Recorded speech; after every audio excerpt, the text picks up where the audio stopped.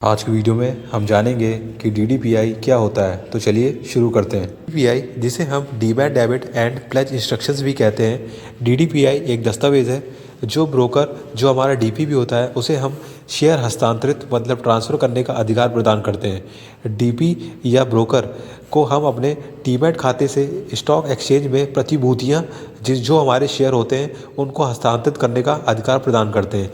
ये तब होगा जब हम अपने ट्रेडिंग अकाउंट से सेल ट्रेड या सेल ऑर्डर प्लेस करेंगे। सेबी को DDPI क्यों लाना पड़ा, अब हम ये जानेंगे। POA, जिसे हम पावर ऑफ अटॉर्नी कहते हैं, उसके दुरुपयोग को रोकने के लिए लाया है। सेबी ने इस सर्कुलर के माध्यम से DDPI की शुरुआत की है, जो ग्राहक के खाते से शेयर को डेबिट करने की सीमा केवल तय करता है जब ग्राहक द्वारा बिक्री का सौदा किया गया हो। DDPI ने 19 नवंबर 2022 को POA का स्थान ले लिया है, क्योंकि POA के होने की वजह से जो ब्रोकर होता था वो क्या करता था, जो क्लाइंट के शेयर वो क्या करता था, वो अब मनमानी तरीके से बेच देता था, जिससे पिछली हमें ऐसी घटनाएं भी मिली हैं जिसमें ब्रोकर क्लाइंट के शेयरों को बेच भी चुका है।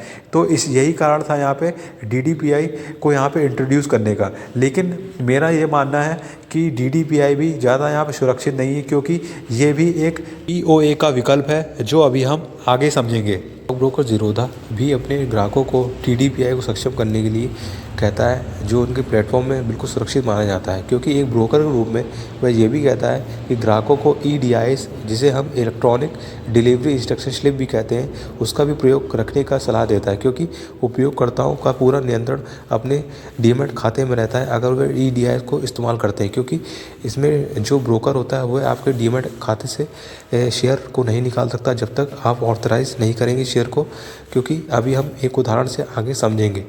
मान लीजिए कि रिलायंस के आपके पास 100 शेयर हैं और दूसरी ओर आपके पास SBI के भी यहाँ पे 50 शेयर हैं। इसमें से मान लीजिए 100 में से आपके पास रिलायंस के शेयर हैं उसमें से आपने 30 शेयर को ऑथराइज़ किया है, और उसके बाद जो हमारे पास SBI के हैं उसमें से आपने 50 में से 10 शेयर को ऑथराइज़ किया है।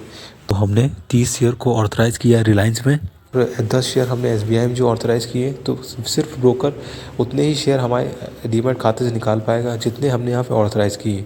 तो इस बात का आप बिल्कुल ध्यान रखें अगर आपके डीमैट खाते में EDIS चालू है। तो इस बात DDPI जमा करने के बाद ग्राहक को शेयर बेचने के लिए TPIN या OTP की ज़रूरत नहीं होती है, क्योंकि जब हमारे डीमैट खाते में EDIS चालू होता है तब हमें TPIN या OTP की ज़रूरत होती है, क्योंकि हम अपने शेयर को ऑथराइज़ करते हैं, उसके बाद ही हमारा जो ब्रोकर होता है वो हमारे डीमैट खाते से शेयर को निकाल पाता है। ग्राहक के खाते से शेयर डेबिट करने के लिए पावर ऑफ अटॉर्नी हमें अपने ब्रोकर को देनी होती थी।